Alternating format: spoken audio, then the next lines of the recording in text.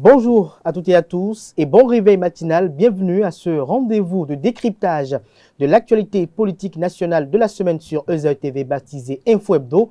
Pour ce numéro, je reçois pour vous, chers amis internautes, Éric Martin Sangan. Il est acteur politique. Il sera face à Alphonse Moïsoudé, journaliste, analyste politique, et également à ses côtés, Jacques Bocor, rédacteur en chef du quotidien Matin Libre. Avec eux, ce samedi, nous allons décrypter, comme entre autres sujets, la flambée des prix de première nécessité sur le marché béninois, l'intérêt de la législation qui va instaurer et exiger l'assurance pour les engins à 3 et 2 roues, la création du parti RLC et les sanctions disciplinaires au niveau du mouvement des élites engagées pour l'émancipation du Bénin, Mouel Bénin. Sans plus tarder, chers amis internautes, on les retrouve dans un court instant pour le décryptage.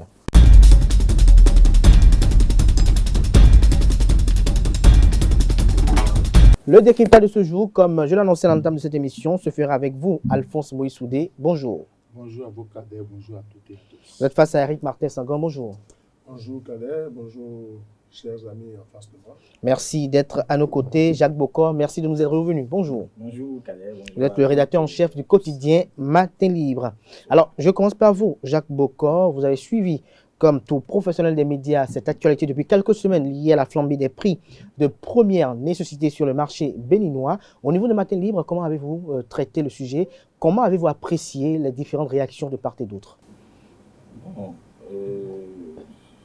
c'est bien sûr à la suite des plaintes et complaintes des populations, y compris nous-mêmes, puisque nous sommes partie, disons, intégrante de cette population-là. Donc nous vivons les mêmes réalités. Aujourd'hui sur le marché, tout est cher, il faut le dire. Il y a des produits qui ont doublé, voire triplé ou quintuplé de prix. Oui, mais quand vous prenez notre farine ordinaire, le gari, c'était à 125, 150. Aujourd'hui, c'est à 500. Hein? C'est à 500. Le maïs, c'est à 350. Alors qu'avant, on en prenait même à 150, 175. L'huile, c'est à 1300 francs le litre au lieu de 700, 800. Donc, vous voyez, bon, moi, je ne suis pas trop viande, mais je peux vous donner aussi le prix de la viande. Allez voir, c'est à 2000 et quelques, le poisson est à 1000 et quelques. Donc, autant de choses. Mais on attendait une prompte réaction des autorités, que ce soit gouvernementale, que ce soit au niveau du Parlement, que ce soit les partis politiques. Aucune réaction. Et ceci depuis des mois. Le gouvernement a réagi, les deux derniers conseils des ministres. Oui, le gouvernement a fini par réagir. Ce qu'il faut saluer. Ça veut dire que le gouvernement est préoccupé. Mais c'est le temps mis qui est le souci. C'est le temps, mais qui est le souci. Avant de revenir par rapport à vos appréciations véritablement sur cette réaction du gouvernement, Éric Martin Sangan, qu'est-ce qui pourrait justifier cette flambée des prix sur le marché béninois? Généralement, la flambée des prix est justifiée par deux choses. La rareté du produit ou une demande devenue subitement exponentielle, une demande imprévue.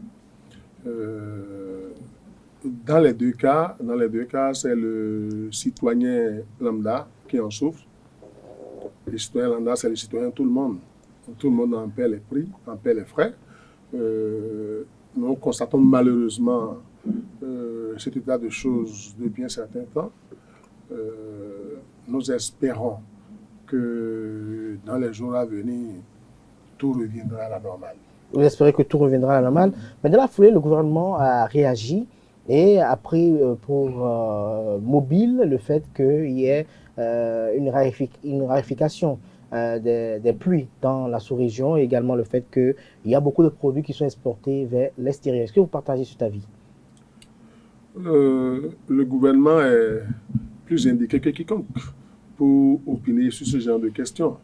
Ce que moi je sais, je suis un citoyen comme tout le monde et j'ai constaté depuis un certain temps que les produits de première nécessité ont connu une hausse. À la limite des prix. ce qui ne ménage pas nos bourses. Ce qui ne ménage pas vos bourses. Voilà. Maintenant, oui. Je trouve responsable quand même la réaction du gouvernement qui estime que les produits sont surexploités. Il faut comprendre que nous avons un heureux et malheureux voisinage avec le Nigeria, qui est un très gros consommateur, qui, à des moments de disette, de crise de son côté, pompe suffisamment nos produits vivriers. Ça là, il faut qu'on le reconnaisse. Vous n'avez qu'à prendre pour preuve, quand le Nigeria a eu l'intelligence de fermer ses frontières, vous avez vu ce que ces populations ont vécu. Ça veut dire que le Bénin, tout petit pays à côté du Nigeria, était quand même important dans une certaine mesure. Dans une certaine mesure. Alors, Alphonse Soudé, sur la question, qu'est-ce que vous en pensez de cette flambée des prix des produits de première nécessité? Moi, je l'ai senti dans mon assiette, parce que je me suis attaqué à un restaurateur là où je vais manger régulièrement. J'ai constaté que la quantité de riz a diminué par rapport au prix que je paie d'habitude. Et puis bon, il a posé le problème. Je crois que nous avions attendu longtemps la réaction du gouvernement. Nous avons attendu longtemps la réaction des différentes associations de consommateurs. Même personne, à un moment donné, on s'est dit, on nous laisse à notre sort. Je crois que le gouvernement a fait une sortie. On a parlé de la pluviométrie. C'est vrai que moi, j'ai des personnes qui vivent à Malanville et qui m'ont dit la dernière fois, quand la pluie est arrivée, on dit, on est heureux parce qu'on a attendu pendant longtemps la pluie, pareil à Parakou. Mais ce que je n'apprécie pas, la surexploitation, je crois que pendant longtemps, on avait lutté comme ça. Maintenant, il faut se poser la question, pourquoi nos compatriotes préfèrent vendre leurs produits à l'extérieur? Parce que, est-ce que le Bénin nous avons déjà atteint un seuil d'autosuffisance alimentaire pour que cela aille dehors? Et l'État doit prendre ses responsabilités. J'ai lu un peu partout que, vous savez, ce n'est pas vous et moi qui exportons les produits, c'est toujours les mêmes personnes qui se font appeler commerçants, c'est eux les mêmes, parce que vendre leurs produits au Nigeria, ça leur rapporte plus que de vendre au Bénin. Donc, il va falloir que l'État ait une réaction prompte. Parce que ça passe par nos frontières. Il y a quand même, au niveau de chaque frontière, des policiers, des douaniers, des agents de renseignement pour faire le travail. Donc, je crois qu'il faut que chacun prenne ses responsabilités. Parce qu'à cette allure-là, vous aurez l'argent, vous allez acheter à manger, mais vous ne serez jamais rassasié. Et quelle est la bourse du Béninois moyen? Vous savez, dans nos maisons, on vous dira un bon Béninois ne manque pas de gari. Et je dis, pour trouver le gari de bonne qualité, il faut débrousser. Et au même moment, les salaires n'ont pas grimpé. Au même moment, des pères de famille, des mères de famille perdent leur emploi. Au même moment, il y a des difficultés sur le terrain. Je crois que c'est vrai que le gouvernement a dénoncé la chose, mais j'aurais souhaité qu'il y ait des réactions promptes pour qu'on rassure les populations. Lorsqu'on parle de réaction prompte, qu'est-ce que vous insinuez par là? Mais qu'on sanctionne. On a dit qu'il y a surexploitation, les produits sortent, qu'on sanctionne. Parce que vous savez, quand on ne sanctionne pas, c'est comme s'il y a une complicité passive. J'ai dit, ce n'est pas mon vis-à-vis qui envoie les produits à l'extérieur. Ce n'est pas Jacques Bokor qui envoie les produits à l'extérieur. Quand vous cherchez ceux qui envoient à l'extérieur, il y a des grands hommes derrière. De petits paysans ne peuvent pas, parce qu'il y a des gens qui vont racheter les produits auprès des paysans, qui vont les revendre parce que ce sont des commerçants véreux. Il faut dire les choses clairement. Il y a des gens qui font leur bonheur sur la misère du peuple. Parce que quand ils vont vers les paysans dans les champs, c'est comme tout le temps que j'ai passé au nord, quand je suis resté au nord parfois, le jour du marché, les commerçants véreux vont intercepter les vendeurs de poulets, achètent les poulets là-bas moins cher chez les Peuls. Quand ils le ramènent dans le grand marché, c'est 2 fois, 3 fois le prix. Moi, je me rappelle au Sénégal, quand on a augmenté le sac de riz de 100 francs, mais j'ai vu la réaction des Sénégalais. Parce que c'est l'aliment de base du Sénégalais. Quand le président Ouad avait augmenté, on a dit qu'on a augmenté le sac de riz de 100 francs, les Sénégalais sont descendus dans la rue parce qu'ils estiment que ça là, on ne peut pas le faire. Mais aujourd'hui au Bénin, quel que soit ce qu'on fera, on ne peut pas descendre dans les rues pour réclamer nos droits, puisque ceux qui disent qu'ils sont associations de consommateurs, on les a souvent, c'est sur les GSM qui parlent. Maintenant que les prix ont grimpé, depuis lors, aucun de nous monté au créneau pour dire attention.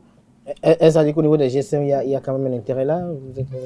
Jacques Bokor, oui. Lorsqu'on revient sur la réaction du gouvernement, notamment le Conseil des ministres de la semaine dernière et celui de cette semaine, est-ce que vous pensez que les différentes mesures qui ont été prises sont de nature quand même à atténuer les souffrances des populations? Non, il n'y a pas grande mesure qui soit prise. On a dit qu'on va veiller désormais à ce que les produits ne sortent plus. Mais avant d'en arriver là, vous savez, le problème, même quand on parle du social, ce n'est pas forcément l'argent que vous donnez à quelqu'un. Le simple fait d'être préoccupé par ses souffrances, ça peut le calmer.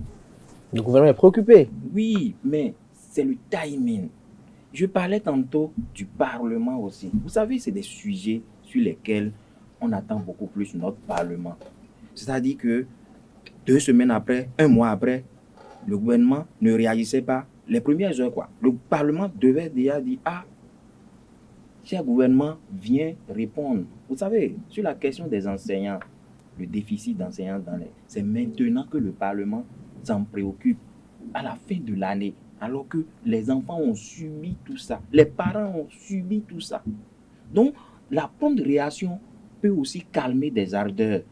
Donc, c'est de cela qu'il est question. Le gouvernement maintenant vient, après tant de mois, on dit, oui, il y a une commission qui travaille, qui va déposer d'abord rapport. Et peut-être que ça peut prendre 1 an, ça peut prendre 18 mois, comme dans le cas de l'évaluation des problèmes liés à la crise sanitaire. Nous avons vu comment on a mis du temps avant de réagir, avant d'aller au secours des entreprises. C'est bien de le faire. Mais ça aurait été mieux si ça venait un peu plus tôt. C'est de cela qu'il est question. Bon, le gouvernement dit, nous allons vérifier, nous allons contrôler désormais les sorties de ces produits-là. Est-ce que ces sorties-là datent d'aujourd'hui? Qu'est-ce qu'on a fait pour anticiper? Ça, c'est connu de tous. Il y a de cela 2 ou 3 ans, on a même sorti un communiqué pour dire que nous avons produit en abondance. Mais nous avons produit en abondance.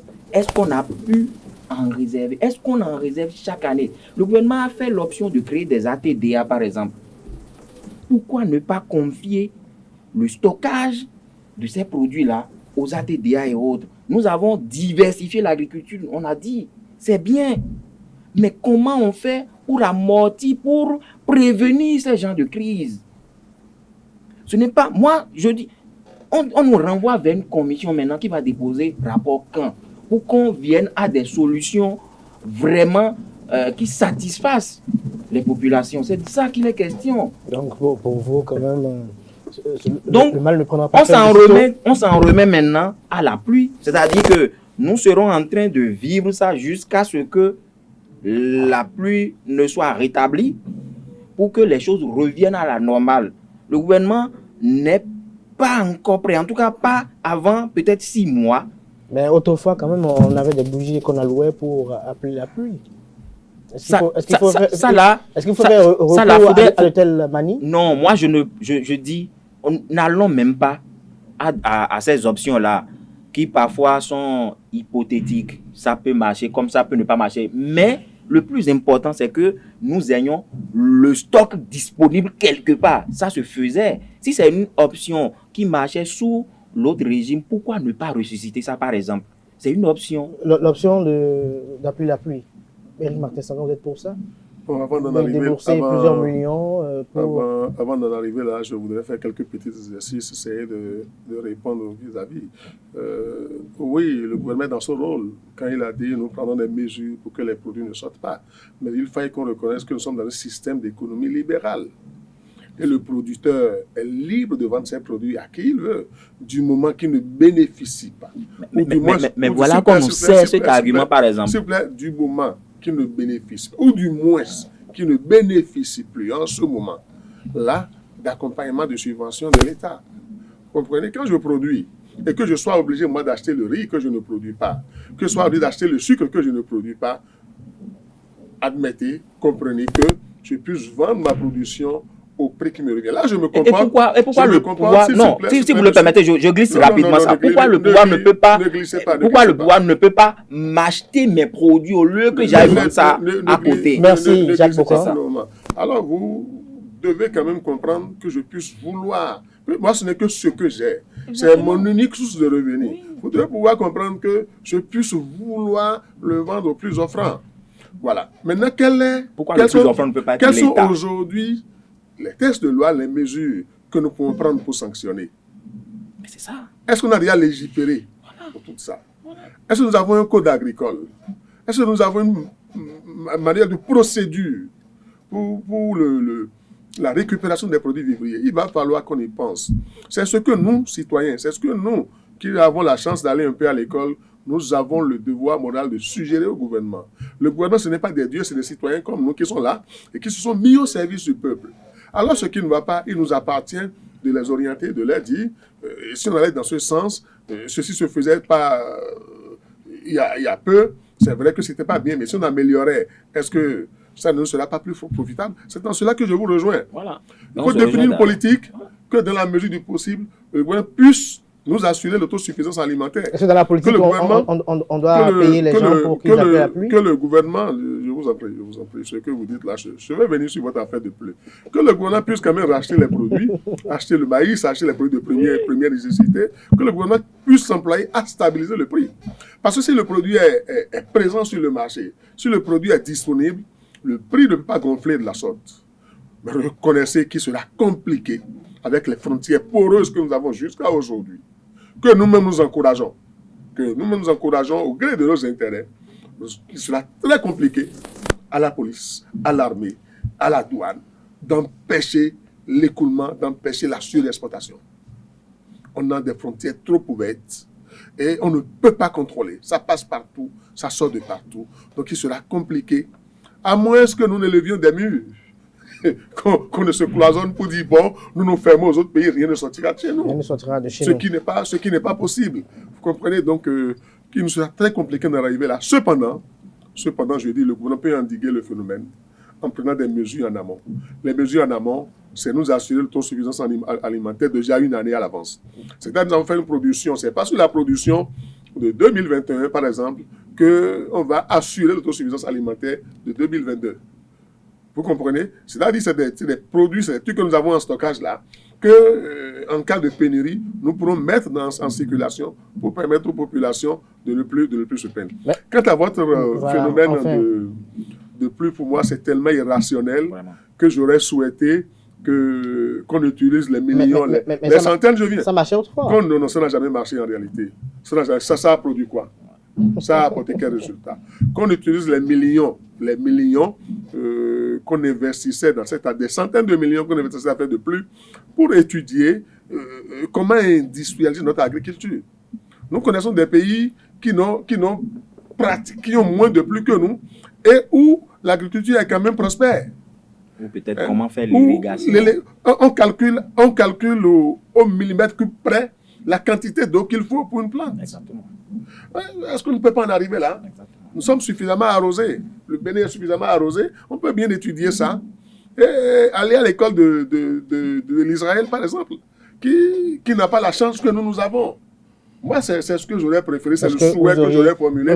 Au lieu qu'on ne mette, au lieu que nous ne gaspillons encore des centaines de millions pour appeler ou pour arrêter la pluie. Pour appeler ou arrêter la pluie. Mais dites-nous, Alphonse Soudan, de boucler ce sujet, est-ce que, d'autre part, il n'y a pas les effets dus à la pandémie du coronavirus qui ont quand même quelques impacts sur cette flambée des prix? Oui. Lorsque l'on parle de riz, lorsqu'on parle des denrées de première nécessité, l'huile végétale et autres, il y a quand même du riz importé, il y a de l'huile végétale importée qui également a connu une hausse. Est-ce que c'est forcément dû à la pluie également à ce niveau? Nous n'avons pas fait porter à la COVID-19 tous les péchés d'Israël. Mais est-ce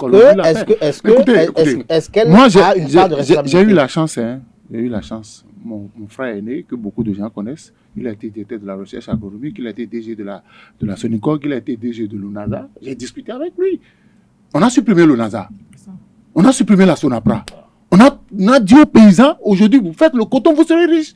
Et les gens ne produisent plus les produits alimentaires. Ça, c'est les réalités. Mais personne n'en parle. On va parler de fret maritime. On s'en fout de ça. Mais je dis, le NASA, c'est l'Office national de sécurité alimentaire. On avait des magasins témoins. Où sont passés. Moi, je dis une chose, il faut toujours partir. Il ne faut pas balayer du revers de la main ce que l'autre a fait.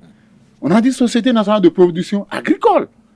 Peut-être dans la gestion du régime passé, il y a des erreurs, mais il faut les corriger. Il faut que nous ayons désormais ces choses-là. Parce qu'aujourd'hui, quand on dit on veut que le Bénin soit au high level du coton, et tous les paysans savent que le coton, ça rapporte beaucoup d'argent. Systématiquement, ils ne vont plus produire le maïs, ils ne vont plus produire le riz. Tout le monde a dit, j'ai besoin d'argent. Vous l'avez bien dit, les gens ont besoin d'argent. Donc, si le coton peut me rapporter beaucoup d'argent, on ne va pas m'en vouloir de produire le coton. Mais c'est clair, parce que chacun a besoin de lorsque vivre. je prends, par exemple, un couturier, lorsque je prends un cordonnier, tous vous disent que les produits qu'ils utilisent, qu'ils appellent fournitures, ont connu également une hausse sur le marché. Mais c'est ça.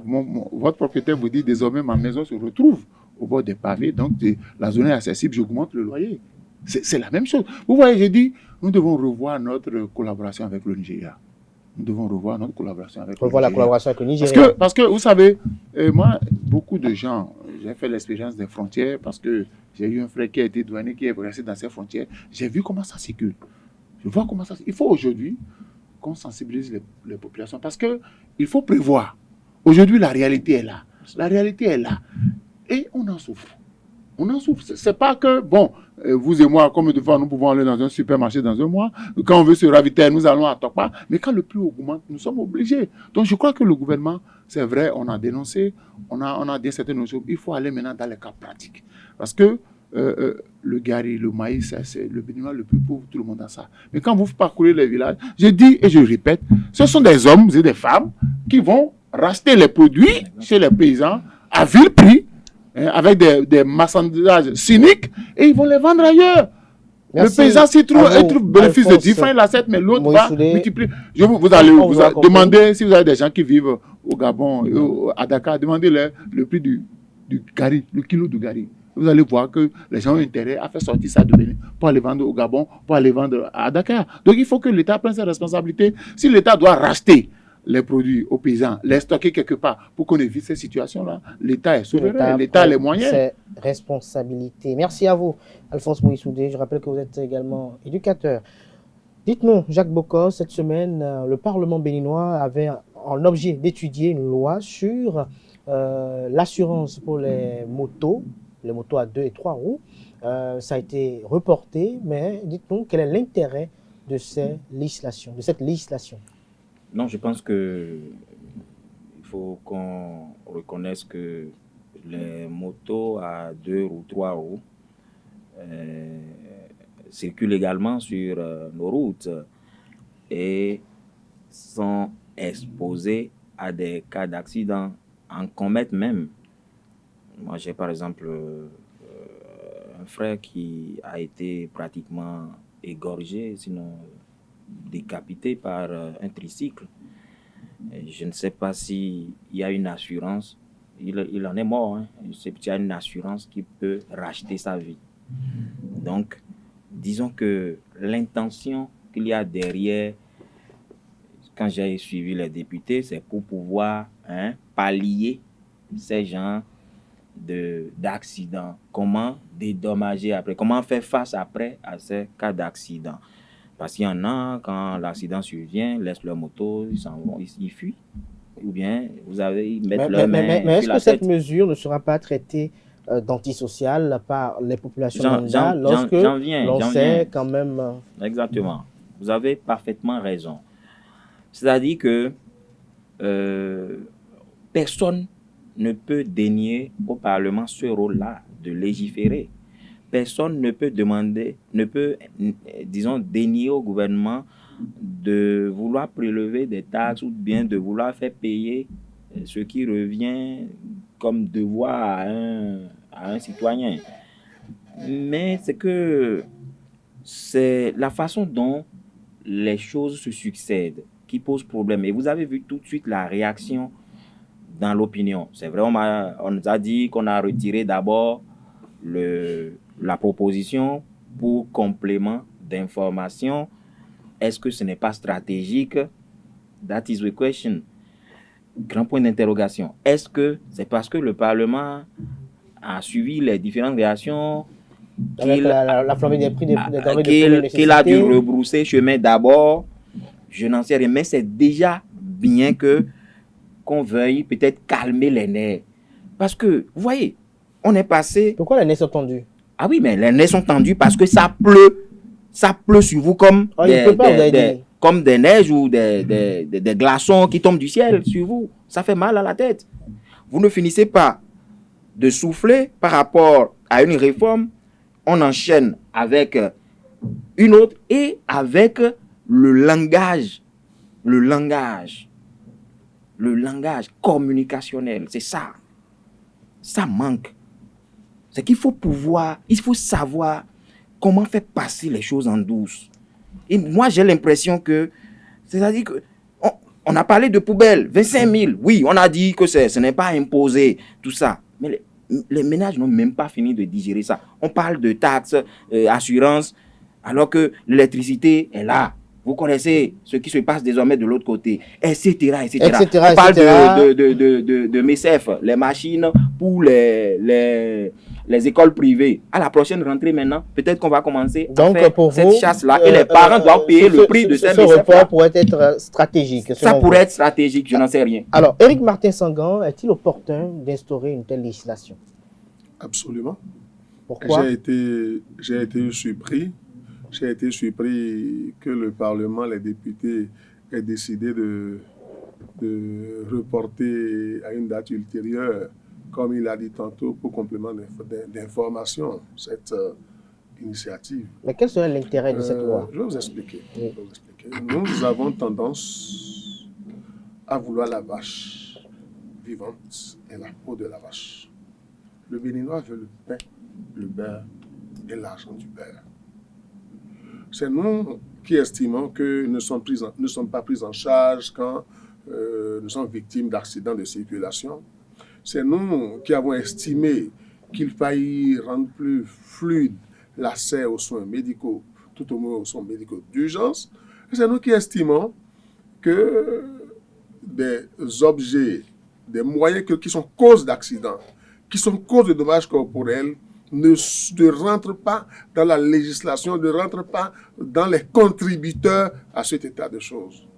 Moi, je pense que autant l'assurance maladie universelle pour chaque citoyen est importante, autant il est important de contraindre tous les motocyclistes à s'assurer. Et qu'en fait, le point aujourd'hui de notre parc automobile, les motos, les engins à deux roues dépassent de loin les engins, les véhicules que nous avons. Alors, et pourquoi on estime que, parce qu'on leur a demandé d'aller à l'assurance, on estime que c'est une chasse aux sorciers ou que cela ne devrait pas venir. Ou peut-être le gouvernement veut renflouer les caisses et tout ça. Le Béninois, et quand on veut parler, il s'estime indigent. Il dit c'est parce qu'ils n'ont rien qu'ils sont ça. Mais celui qui a une moto n'est pas un indigent. Pour qu'on se qualifie d'indigent, il faut remplir un certain nombre de conditionnalités. Vous avez pu vous offrir une moto, vous n'êtes pas indigent. Il y a des motos que la police même refuse de saisir, par exemple. On n'en est pas là. On n'en est pas là. Et quand on va en arriver là, les motos que la police se refuse de saisir ne vont plus circuler. Parce que c'est des problèmes pour nous aussi dans la circulation. Ces motos ne circuleront plus et nous aurons une circulation beaucoup plus organisée, beaucoup plus rassurante. Quand c'est la moto qui peut utiliser quand ces motos vont sortir de la circulation, nous connaissons celui qui est indigent ou celui qui n'est pas indigent. Vous avez les moyens de vous offrir une moto, vous dites vous ne pouvez pas payer l'assurance. Et pourquoi vous n'allez pas payer l'assurance? Si vous avez les moyens de mettre le carburant dans la moto, et si vous l'utilisez surtout à des fins commerciales, quand vous l'utilisez à des fins commerciales, vous estimez que vous ne pouvez pas payer l'assurance. Ça veut dire quoi? C'est du 2 poids 2 mesures. C'est du 2 poids 2 mesures selon vous. Alphonse Soudé, votre réaction sur ce sujet? Moi, je ne suis nullement contre les réformes. Nullement. Ça, je l'ai toujours dit sur votre plateau. Mais je refuse qu'on nous assène des coups chaque fois. Vous savez... Mais est-ce qu'il y aura finalement un moment opportun? Non, je n'ai pas... Il faut aller... Parce qu'à tout moment... Cadet, vous savez... Quand nous aurons fini... Prenez ces 3 derniers mois et dites-moi tout ce qu'il y a comme réforme. Vous savez, Moi, je suis d'accord. Puisque j'en ai fait les frais, il a parlé des tricycles. La dernière fois, un tricycle m'est rentré dedans. Et je lui ai dit, écoute, tu dégages, tu ne peux même pas t'occuper de ma voiture. Tu dégages. Mais je dis, il faut aller étape par étape. Ouais, je vais vous dire ce qui se passe. On dit qu'il faut, qu'on appelle, facture normalisée. Oui. On a dit, on a gongonné pour dire, nous ne devons plus garer nos voitures au niveau des trottoirs. Mais on a dit aux propriétaires aussi de nous construire des garages. Je ne peux pas louer une maison qui tombe aujourd'hui au bord des pavés, où j'ai un véhicule et que mon propriétaire n'a pas de garage. Je vais garer où? Il n'y a même plus de station comme avant on va garer. Donc il y a beaucoup de... Je dis, il faut aller, parler, pas parler. J'ai dit qu'on a parlé de poubelles. On n'a pas fini de régler les poubelles. Et puis, bon, paf, on envoie encore autre chose. Je dis, mais... Attendez, j'ai dit à quelqu'un hier... Il y aura un moment opportun. Non, j'ai dit à quelqu'un... moment opportun. Quelle sera la période opportune, selon vous? Je suis prêt pour qu'on fasse la réforme. Mais allons, c'est-à-dire que quand on lance une réforme, laissons la réforme évoluer, laissons la réforme être ancrée dans les habitudes avant de passer à l'étape suivante. Mais je dis... Mais est-ce qu'on ne va pas prendre du temps? Non, moi j'ai dit à quelqu'un hier, je disais à des amis hier, que j'ai compris ce qui arrive, et je vais vous dire ce qui va arriver. D'ici à là, si vous n'avez pas un salaire de 300 000 francs par mois, vous n'allez plus vivre à Cotonou. Allez écrire ça quelque part. Allez écrire ça quelque part. Si d'ici, j'ai pas fini. Allez écrire quelque part que tous les Béninois. Qu'est-ce qui va se passer? On va. Tout le monde ne vit pas à Paris. Non, écoutez, justement, on va obliger. Tout le monde n'est pas censé vivre à Cotonou. Tout le monde n'est pas censé vivre à Cotonou. Mais pour que les gens ne vivent pas à Cotonou, il y a des préalables. Si par exemple les gens décident de quitter Cotonou pour aller rester à Kassato, d'accord? Il faut que l'État puisse mettre ce qu'on appelle les transports en commun. Allez dans les pays. Moi, je ne parle pas des pays occidentaux. Dans les grands pays, c'est-à-dire qu'à Paris, tout le monde ne vit pas à Paris. Mais tout le monde, la plupart, viennent travailler à Paris. Et c'est parce que l'État français a mis des moyens de locomotion pour permettre aux gens de quitter Lyon, de quitter je ne sais où pour venir à Paris. Le gouvernement, il travaille. Non, vous savez, non, quand vous allez... Ce gouvernement, personne n'a dit que le gouvernement ne travaille. Je crois qu'il faut qu'on se comprenne. Vous ne pouvez pas imposer plusieurs réformes au même moment aux gens. À un moment donné, le peuple va se dire, mais ces gens-là, à quel moment je vous donne un exemple. On a parlé... Est-ce qu'il faut espacer la réforme d'un an, de 3 mois, de 6 mois? On a parlé de poubelles. On a parlé de poubelles, d'accord? Laissez-nous digérer cette affaire de poubelles. Oui, il vous faut combien de temps pour digérer? Non, c'est sorti quand? On a parlé de poubelles, on n'a pas fini. On était en train de nous parler de... Vous voyez, apparemment, vous banalisez les situations. Je vais vous donner un exemple. Non, je n'ai pas fini de m'exprimer. Je dis tout ce qu'il y a comme réforme pour améliorer le cadre de vie des citoyens béninois. J'en suis preneur. Mais je dis, il faut de la méthodologie. Parce que quand vous commencez tout à la fois, c'est comme si vous êtes venu Jacques Bokor, assassiner la population.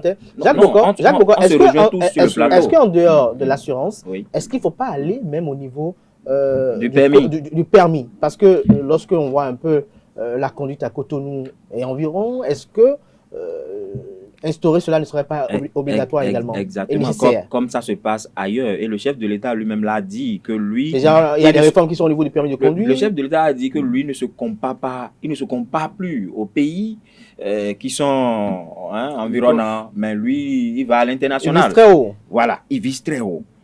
Le Béninois, je vous assure, n'est pas du tout compliqué. Le Béninois, il n'est pas du tout dur d'oreille. Vous êtes sûr? Il suffit... Vous êtes sûr et convaincu? Il suffit de le lui dire avec la manière, avec le style, le langage qu'il faut. La flambée des prix. Si le gouvernement, par exemple, avait pris des mesures, vraiment, il y avait une bonne réaction, avec des mesures efficaces, pendant que les gens sont en train de crier, on n'a pas fini de régler ces détails, on sort poubelle. Ça, et après, non, j'en viens. Cadet, j'en viens. On sort poubelle, on vient à assurance et demain, on a parlé de machines pour les écoles privées. Donc, la prochaine rentrée, attendez-vous à la hausse des scolarités. Donc, ça s'enchaîne. Je vous dis, faisons tout pour que ça ne pèse pas. Mais Parce que les pays modernes vivent dans leur capitale aussi à un coup. mais les pays modernes écoutent. Et nous l'écoutent. Quand ça grogne, il faut d'abord baisser. Et regardez, j'ai parlé de timing. La gouvernance, c'est aussi ça, être à l'écoute du Vous peuple. croyez, n'est-ce pas, Éric Martin Sangan? Je vais commencer par une petite caricature. Vous êtes-il déjà arrivé de manquer d'eau pendant longtemps?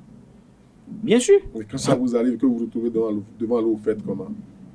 Ah ben, ça c'est Vous en pas prenez à gorgé, oui, oui. Ça, c'est Bien dit. sûr. Nous sommes dans les mêmes conditions aujourd'hui. Donc c'est le gouvernement qui mange. C'est la nation, c'est le pays qui en a besoin. Nous avons besoin d'encadrer beaucoup de choses à la fois. Et ça ne peut se faire que comme ça si nous voulons réellement réussir. Les gens ne sont pas contre. Monsieur Soudé, monsieur Soudé, attendez.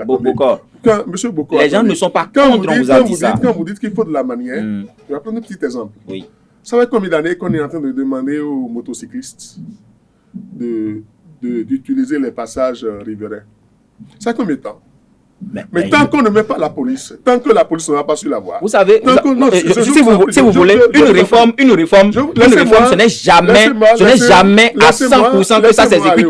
À partir du moment où vous avez 80% qui exécutent, qui sont dociles, ça veut dire que votre réforme est passée. Ne vous attendez pas à ce que ça soit suivi à 100%. Ne vous attendez pas que ça soit suivi à 100%. À partir du moment où vous avez 70%, 80%, 90%, sachez que votre réforme a connu du succès. Mais je dis, tant qu'il n'y a pas de gendarmes pour surveiller, nous avons toujours plaisir au risque de nos vies. Pour les plaques, par exemple, les plaques, tout le monde ne peut pas faire les plaques, mais la majorité le doit le faire. Oui, on doit le faire, mais la majorité le fait. Ça veut dire que c'est suivi. Oui, c'est suivi. Allez, parce qu'on va ouvrir. Monsieur Boko, j'insiste, je finis. Je dis, tant qu'il n'y a pas de gendarmes, vous et moi, nous ne respectons jamais cette mesure. Nous ne respectons jamais cette mesure. Ce n'est pas bien. Vous comprenez? Pas du tout agréable. On ne peut pas dire, c'est vrai, moi-même j'ai trouvé les poubelles un peu chères. Exagéré. Et que nous aurions souhaité que le gouvernement nous accompagne. Mais aujourd'hui, retenons que nous ne sommes plus obligés de payer ceux qui font la pré-collecte. Parce que hier, nous avons une mensualité que nous leur payons. Aujourd'hui, on n'en paye pas. Tout le monde ne le fait pas, laissez-moi. On ne le fait pas directement. Quant aux questions de garage, je suis d'accord, mais même en Europe, même dans les pays dits développés, il y a des bâtiments sans garage. Demandons à l'État de prévoir des parkings. De prévoir des aires de stationnement. Maintenant, il faille, monsieur Boko, il faille que, quand ces infrastructures auraient été créées, que nous ayons la discipline d'aller garer nos véhicules là-bas. S'il vous plaît. J'en doute, je sais que vous ne le ferez pas. Je suis d'accord avec vous. On n'a pas créé ces espaces. Qu'on me dit de ne plus garer sur le trottoir. Je gare où? Vous allez garer où? Non, c'est comme l'histoire des pipis.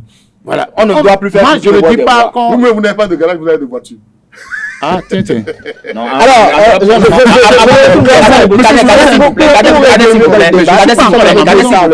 vais rapidement, en 15 secondes. Vous n'avez pas aux en 15 secondes, je vais dire quelque chose. Par rapport, vous savez, Alphonse, un instant, je vais finir d'abord. Vous savez, c'est important. C'est quoi le sujet? Du social. Je reprends ce que je dis. Allez-y, vous savez, on demande aux gens de ne pas garer sur les trottoirs. En France, ça se fait. La maison, moi j'ai vécu dans un pays. Tout le monde n'a pas de garage en France. Tout le monde n'a pas de garage. Les gens garent.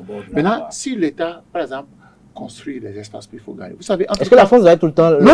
Oui, on ne peut pas désormais. Il y a la Chine également. Oui, la Chine. Voilà, les États-Unis. Vous demandez à France. Nous sommes déjà grands. Moi, quand je veux citer un exemple, je cite l'exemple de pays où j'ai mis le pied.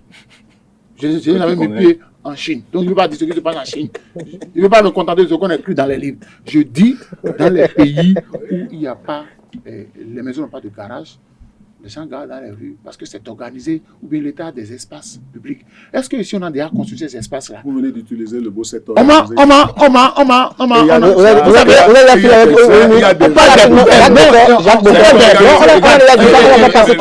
parle des poubelles, on donne des poubelles. Jacques Bocor, pour qu'on puisse évoluer dans le débat, il y a exactement une semaine, Jacques Bocor, le parti RLC, il n'aime pas qu'on lui marche sur la... Il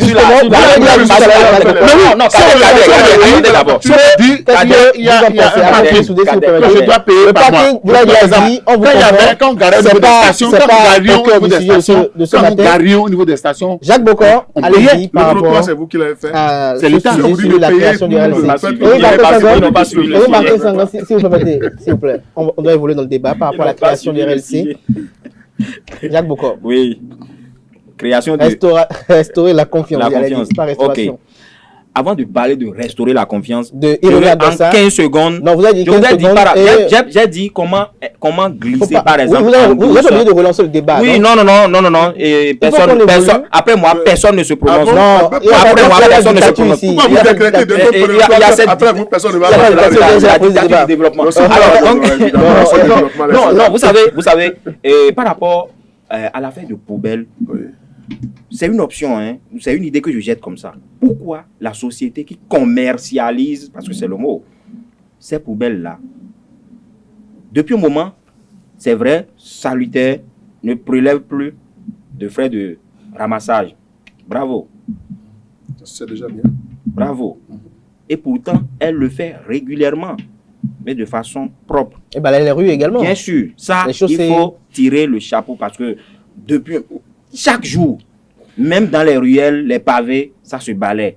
Une très bonne chose. Je suis parfaitement d'accord. Mais par rapport aux poubelles, pourquoi la société ne peut pas revenir dire, par exemple, bon, depuis pratiquement 6 mois, 1 an, nous avons cessé de vous enquiquiner avec les 1000 francs, 1500, 2000 que nous venons chercher chez vous. Maintenant que nous avons passé la phase expérimentale, nous venons avec les poubelles, nous les posons là, sans nous dire peut-être que c'est frais de poubelle, mais on va nous dire désormais que nous reprenons avec les frais de ramassage, 1000 francs, 1500, 2000. Donc, et nous soutirer ça peu à peu pour qu'on rembourse les poubelles sans le savoir. Là, vous voulez même soutirer plus de 25 000. Donc, ça vous dit que non, avant d'aller à RLC, on va parler du RLC, rassurez-vous. Donc, c'est une option en douce. Les populations ne sauront même pas. Vous avez la douceur. Vous avez la douceur. Alors, le RLC, est-ce que... Non, ce n'est pas social. C'est social. Ce n'est pas... Parce qu'on dit... Jacques Bocor. Et vous demandez qu'on paye. Nous allons laisser... On paye 2000 par mois et qu'on paye sur la durée. Si la société veut être honnête, Jacques Bocor, quand elle aura fini de prélever ses sous... Jacques Bocor. Ah, d'accord, donc voilà. Jacques Bocor, est-ce qu'on peut laisser la poubelle évoluer? Évoluons maintenant en politique. Et évoluer en politique. Maintenant, de la création du RLC. Oui, bon... Il y a cela 8 jours. Vous voulez parler de Irénée Agossa qui a créé non, son pas de Irénée Agossa, du parti RLC qui a été créé dans lequel, ou bien à l'issue du congrès constitutif, c'est qui le leader? Où on a désigné Irénée Agossa comme président. Ouais, bon. C'est ce qui nous a été rendu compte. De toutes les façons, nous continuons de dire, le PRD d'Adrien Humbedi, nous ne cesserons de dire RLC de Irénée Agossa. Il est le leader charismatique en griffe. C'est lui qui conduit. C'est pas Humbedi qui a créé le PRD? Non. Ben oui, mais on le dit par abus peut-être, mais permettez aussi que je le dise.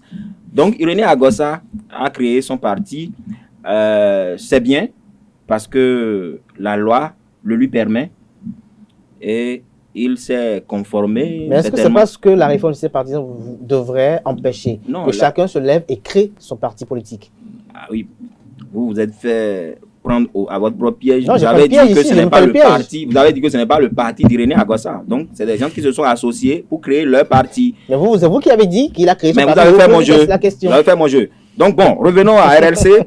Et il a créé le parti politique. Sinon, qu'ils ont créé leur parti politique. Et c'est normal parce que la loi associative, tout ça là, permet à toute personne qui veut le faire de le faire. Il suffit de se conformer, il suffit d'avoir combien de de militants 15 membres fondateurs par commune. S'il remplit les conditions, s'il arrive à fournir d'autres pièces que le ministère de l'Intérieur réclame, il aura son récépissé. Maintenant, il s'inscrit dans la droite ligne de ce qu'il avait déjà exprimé comme préoccupation lors de la campagne électorale. Son défi, c'est de tout faire maintenant pour convaincre davantage ceux qui sont encore sceptiques par rapport à ce qu'il est en train de mener comme combat politique. Parce que vous savez bien que ça soit Irénée Agossa, que ça soit Corentin Kokwe, que ça soit, Paul Hunkbe, il y a une question, est-ce que je dois parler de légitimité? C'est que les populations ont du mal à les prendre au sérieux. Je le dis de façon crue comme ça. C'est à lui maintenant de batailler dur pour que les gens adhèrent à sa cause, pour faire passer effectivement ses idées. Donc, souhaitons-lui, ou je lui souhaite. Souhaitons-lui un bon vent. Vous lui souhaitez bon vent. Qu'il réussisse. Je ne sais pas si Éric Martin Senghor lui souhaite bon vent. De toute façon, moi, j'ai fait l'effort de dépersonnaliser l'information politique. Je refuse de croire que ce soit encore une société politique unipersonnelle ou pluripersonnelle, clanique ou régionale créée par mon ami Agossa. Je pense qu'il y a un parti politique qui devra se conformer à la nouvelle charte des partis politiques. Absolument. Alors, c'est en cela que je dis, le tout ne suffit pas de dire, je crée mon parti politique. Il faille d'abord prendre les dispositions nécessaires pour que ce parti-là soit reconnu et ait l'autorisation d'exercer dans ce secteur-là de la vie publique. Ensuite, il y a les conditionnalités également pour que le parti puisse réellement exister dans la durée. Vous comprenez? Moi, je pense que tous les partis aujourd'hui qui s'identifient à une personne finiront par disparaître. Nous avons résolument dépassé ça avec la réforme du système partisan. C'est en cela que je voudrais vous dire que la réforme du système partisan n'interdit pas la création des partis politiques. C'est qu'il y a des conditionnalités auxquelles chaque formation politique doit souscrire et se soumettre. Et avec le temps, nous verrons quel parti restera, quel parti ne restera pas. Je ne doute pas de la capacité des dirigeants d'aujourd'hui, j'en connais beaucoup. Donc on a fait la route ensemble. Je ne doute pas de leur capacité de conduire l'équipe, mais je leur souhaite de toute façon très bon vent. Donc, vous rejoignez également suffisamment d'organisation parce qu'on ne peut pas décourager la naissance des partis. On ne peut pas décourager la naissance des partis politiques, on ne peut pas décourager la concurrence politique. Mais dites-nous, Alphonse Moïse Soudé, en tant qu'analyste politique, quelle interprétation faites-vous de l'absence de Corentin Kokwe, qui était candidat à la présidence, qui était le colistier d'Irénée Agossa à la présidentielle dernière? Oui. Que pensez-vous de son absence à la création de ce parti politique? Vous allez m'excuser pour que pas de voix intellectuelle. L'intellectuel, c'est d'abord celui qui est honnête. Je voudrais rendre un témoignage tout à l'heure à Esaü TV. Je vais vous dire pourquoi je vais rendre témoignage. Quand j'ai gueulé ici la dernière fois par rapport au non-ramassage des ordures dans ma rue, le lendemain, ils sont venus ramasser. Exactement. Quand j'ai gueulé ici, qu'ils ne viennent pas dans ma rue ramasser, ils ont suivi Esaü TV, ils sont venus ramasser. Moi-même, un jour, j'ai posté ça sur les réseaux sociaux. Mon épouse m'a appelé le lendemain quand elle était boulot pour dire, papa, ton émission d'hier là, ça a marché. Ils sont venus ramasser les ordures. Donc je tenais à le dire. Parce que quand j'ai dénoncé et que ça a été satisfait, je me dois de venir dire, ça a été fait. Merci. Je remercie la société et je remercie Esaü TV. Vous remerciez aussi Irénée Agossa? Vous voyez, il y avait déjà 14 partis politiques. Est-ce que Irénée Agossa, mon ami, puisqu'on a fait ensemble d'entendre parler, il était mon aîné de 1 an, est-ce qu'il va me dire que dans les 14 partis qui étaient déjà créés, il n'a pas trouvé sa philosophie politique? Est-ce qu'il va me dire que lui vient d'innover une 15e philosophie politique? Non, arrêtons ça. Ça là, c'est personnaliser les partis politiques. Il y a déjà eu 14. Il y a des gens qui ont eu leur, comment vous appelez, leur document à jour, mais depuis, ils ne parlent plus. Hein? Ils ne parlent plus. Ils sont quand même partis politiques reconnus par l'État béninois. Ils ont commencé par disparaître. Mais aujourd'hui, quand on me parle de partis politiques, c'est le commencement. Non, quand on me parle de partis politiques, on va parler de BN, UP, PLD, Mouel, Bénin, UDBN. C'est ceux qui font l'actualité. FCBE, vous avez oublié. FCBE, mais est-ce qu'on va me dire que parmi les 14 partis-là, Irénée Agossa n'a pas pu trouver son compte là-bas et que maintenant, là, il veut que lui aussi soit pas. Si on ne fait pas attention, petitement, on va se retrouver encore à 200 partis politiques. Parce que ce n'est pas remplir les conditionnalités qui posera problème. Si je remplis les conditions, j'ai les 15 minutes, je ne pas arrondissement, il va créer mon parti. À un moment donné, il y aura doublon. Ça ne suffit pas. Il y aura doublon et personne. Donc, vous devez avoir une administration que vous allez entretenir. Je dis une chose. Il faut que les hommes politiques se prennent au sérieux. Quand vous n'avez pas... Corée qui était absent? Oui, Corée, bon, je ne sais pas. Je ne sais pas pourquoi il était absent. Irénée Agossa a justifié qu'il a bien voulu mettre, disons, fin ou une pause à sa carrière politique. C'est pour cela. Maintenant, l'intéressé même ne sait pas prononcer officiellement. C'est la parole d'Irénée Agossa. Le temps est le père de la vérité. C'est pourquoi Corentin, même s'il voudrait mettre fin à sa carrière politique, tout au moins sa présence physique pour soutenir son compagnon de lutte aurait encouragé tout le monde. Mais ne pas être là alors qu'il n'est pas alité, ça pose un problème. Est-ce qu'en temps les deux se sont fait des crocs en jambes? Le temps nous dira la vérité. Non, par rapport à Corée, bon, comme je l'ai dit, c'est la parole d'Irénée Agossa contre celle de Contre le silence de Corée. Voilà, contre le silence de Corée. Mais est-ce qu'avec cette création de partis politiques, est-ce que vous ne voyez pas que la réforme du système partisan est un peu à mal et qu'il serait nécessaire que le Parlement resserre encore les boulons? Bon, moi, j'ai la femme conviction. Une chose est exigée par les partis politiques pour accéder quand même à des postes sélectifs, c'est d'avoir 10% sur le plan national. Exactement. Lorsque nous prenons Corentin Corée et Irénée Agossa, les deux valent 2%. Exactement. Sur le plan national et qu'ils créent un parti politique alors qu'il y a des échéances à venir. C'est pourquoi je vous ai parlé. Est-ce qu'il faut ramener les 10% en deçà? C'est pourquoi je vous ai parlé d'une question. C'est pourquoi je vous ai parlé d'une question de légitimité. Ils ont intérêt à tout faire pour convaincre davantage les Béninois. Vu que leurs images sont écornées déjà. Et c'est de ça qu'il est question. C'est pourquoi je parlais de légitimité. Donc, c'est à eux de batailler dur pour rallier à leur cause les Béninois qui les prennent comme juste. Hein, je ne veux pas employer certains termes. Maintenant, par rapport à Corée, je suis d'accord avec Alphonse Moïse Soudé. Je suis d'accord également avec sa démonstration sur le fait que, bon, pourquoi il ne s'identifie pas à travers les autres partis politiques, mais laissons les gens créer leurs partis politiques. À partir du moment où la loi ne limite pas, la limitation viendra d'où? Quand il n'y aura plus personne pour composer les 16 par commune ou bien par département là. Parce qu'il arrivera un jour où on dira, ah, tel se retrouve déjà avec tel parti politique, hein, mais tu nous ramènes encore son dossier. À moins qu'on attende les nouvelles naissances qui auront 18 ans avant de commencer à en créer. Mais avant de finir, oui. La création du parti RLC pose un problème par rapport à la présidentielle. Et ça vient confirmer ou ça vient mélanger encore les partis politiques. Parce que vous n'êtes pas sans savoir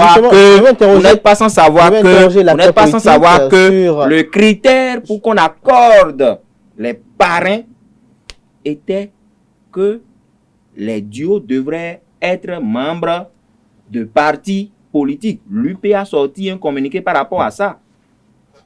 Si aujourd'hui, Irénée Agossa... Mais au moins, ils ont obtenu les parrainages, ils étaient membres des démocrates. C'est après qu'ils ont été sanctionnés. Ils étaient membres des démocrates. Les démocrates ont écrit au ministre de l'Intérieur pour dire non, à la Sénat, pour dire qu'ils ne sont plus membres et des décisions ont été prises. Mais ils avaient déjà les parrainages. Ils sont allés même avec RLC qui n'était pas encore un parti politique. Vous n'avez pas lu RLC sur les affiches? Éric Martin Sangan, pour évoluer dans le débat, puisque nous sommes un peu pris par le temps, sinon j'aurais bien aimé qu'on puisse quand même dire encore quelques mots par rapport à cette situation un peu aux allures confuses. Mais dites-moi en tant qu'acteur politique, est-ce que vous ne voyez pas que si rien n'est fait de si tôt, nous pourrons dire que la réforme du système partisan était un échec? Parce qu'on a comme l'impression que les donnes ont changé. C'est-à-dire, n'importe quel candidat veut avoir un parti politique, il a un peu de moyens, il trouve un petit financement, il récupère 15 personnes par commune, fait les dossiers et formalise la création de son parti politique avec les communautés qu'on connaît. La réforme du système partisan pose les conditions de l'expérimentation de la théorie de Charles Darwin sur la sélection naturelle des espèces les plus adaptées. C'est tout. Avec le temps, les partis incapables de continuer d'exister vont disparaître au profit des formations politiques. Mais justement, on risque d'aller à l'ancien système où ils sont nombreux. De l'intérieur qui doit jouer Laissez-moi aller au bout.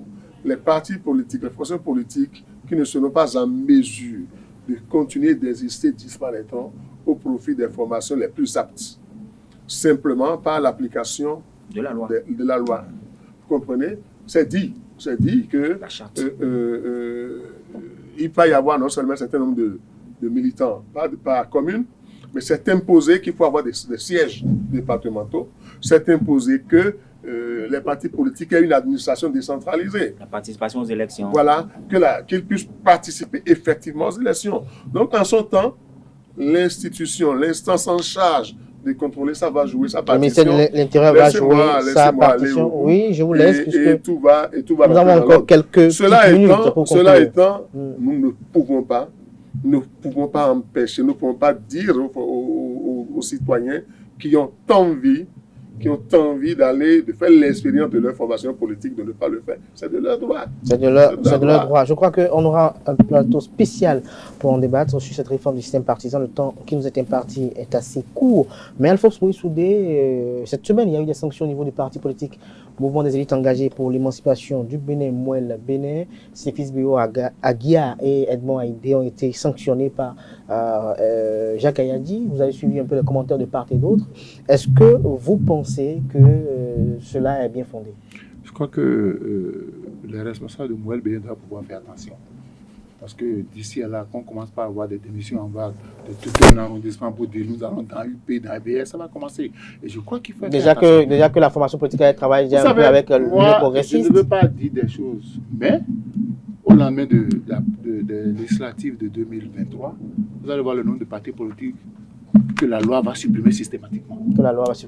Donc il faut que... parce que j'ai constaté que dans Mouel Bénin, la dernière fois, quelqu'un a pris position par rapport à une décision du gouvernement, on l'a sanctionné, après il a présenté les excuses, maintenant on prend position. Est-ce que la sanction est pédagogique? Parce que quand ça se passe comme ça, ce fils Béo Aguia n'est pas n'importe qui dans Mouel Bénin. Il peut décider un jour de prendre ses ouailles et aller dans un autre parti politique. Ou créer le sien également? Non, il ne veut pas créer, mais il va s'associer à un autre parti politique. Parce qu'il faut qu'on fasse attention. Le Mouel Bénin n'a pas encore une assise nationale. Et déjà, on n'est pas obligé de sanctionner les gens chaque fois. On n'est pas obligé de sanctionner les gens pour montrer à nos partenaires politiques que chez nous, il y a la discipline. Alors, Jacques Bokor, cette sanction pour vous, est-ce qu'elle était opportune et est-ce qu'il s'agit d'une suspension ou d'une exclusion? Oh non, mais le communiqué ou la note est claire. Bon, ils ont parlé de suspension pour faute grave. Bon, moi, j'avoue, pour moi, c'est un épiphénomène. Un épiphénomène.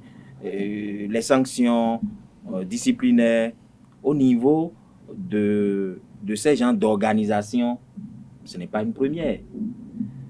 Ce n'est pas une première. Et partout... Des raisons ont été évoquées. Partout où il y a des hommes, qui s'associent, attendez-vous à ces gens de remous, hein, parce que c'est une question d'intérêt également. Les éducations ne sont pas les mêmes. Vous êtes associés, les humeurs. Il faut savoir gérer, il faut savoir manager tout ça. Moi, les décisions qu'on prend avec boucan et on retrouve ça sur les réseaux sociaux, non. On pouvait gérer cette crise-là à l'interne. Est-ce que c'est pour montrer au chef de l'État que, à Mouel Bénin, les choses se passent bien? Vous retrouvez des décisions sur les réseaux sociaux. Moi, je pense qu'une décision, c'est entre le président, peut-être le secrétaire général et celui qui est mis en cause. On lui tend son enveloppe et il prend ça. On ne fait pas PDF pour balancer ça sur les forums. Moi, je suis contre ça. Merci à vous, Jacques Bokoy et Martin Senghor. Votre avis sur la question avant de conclure. Oui, les sanctions de suspension dans les partis politiques, ça n'a pas commencé par le mot Bénin. Mais moi, ma foi, quand on a appris sur les réseaux sociaux que le ministre Abim Bola a été suspendu, moi, je l'ai appelé, je lui ai dit qu'il a tout mon soutien. Et je lui ai dit que c'est une mauvaise décision des instances du BR. Ah, vous jugez le BR? Je ne juge pas, mais je dis que cette décision est mauvaise. On ne devrait pas le faire. À tout au moins, il a eu un mauvais comportement. Je ne sais pas. Si. Je ne sais pas, mais quel que soit le comportement qu'il ait eu, on aurait pu gérer autrement. Nous sommes sur un plateau. Mais il s'est associé à des gens pour botter à la touche. Nous sommes la seule femme de la zone. Vous n'avez pas les preuves. On n'a pas lu les décisions. Ça, c'est leur parole, c'est vrai. Vous n'avez aucune preuve de ce que vous avancez là. Autant je l'ai dit du BR, autant je note c'est des signes de fébrilité du côté du BR. Du Moël qui est déjà à plusieurs suspensions. C'est des signes de fébrilité. Ça dénote une certaine faiblesse dans la gestion du parti. Je ne sais pas sur quel texte il se base pour aller à des suspensions comme ça, mais je suggérerais à mes amis de cette formation politique d'avoir beaucoup plus de circonspection dans ces prises de décision. Parce que quand on veut construire, on n'utilise pas le marteau. Quand on veut construire, on utilise tous les autres instruments sauf le marteau, parce que le marteau détruit et démolit. Merci à vous, Eric Martin Senghor. Je rappelle que vous êtes acteur politique. Vous étiez face à Alphonse Moïse-Soudé, journaliste, analyste politique, et également Jacques Bokoy était sur ce plateau. Il est le rédacteur en chef du quotidien Matin Libre. À toutes et à tous, merci pour l'attention. Merci également pour la fidélité. Portez-vous bien et prenez le rendez-vous demain pour l'invité avec Distel Amoussou. À demain pour l'invité.